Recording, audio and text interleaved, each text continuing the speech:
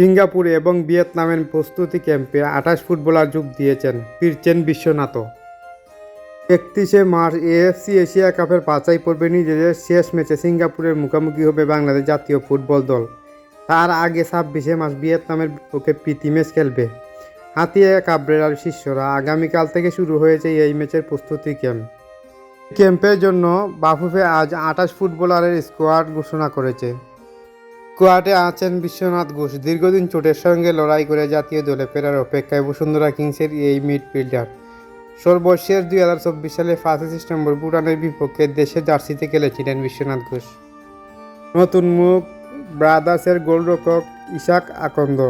বাদ পড়ছেন ইংল্যান্ড প্রবাসী ফুটবলার মিডফিল্ডার কিউবা মিচেল। নভেম্বরে নেপালের বিপক্ষে জাতীয় দলে ফেরার অভিষেক হয়েছিল তার।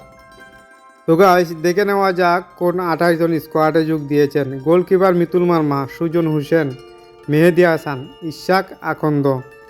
ডিফেন্ডার তারিক কাজী, রহমত মিয়া, শাকিল আহমেদ, আবদুল্লাহ উমর, শাকিল হোসেন, জায়ান আহমেদ, বিশ্বনাথ ঘোষ, সাদউদ্দিন, মঞ্জুর রহমান, ইসাক ফয়সল।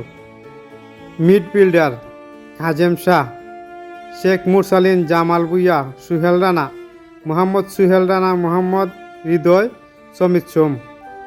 ফরওয়ার্ড আরমান ফয়সল, ইমন শাহরিয়ার, ফয়সল আহমেদ, ফাহমিদুল।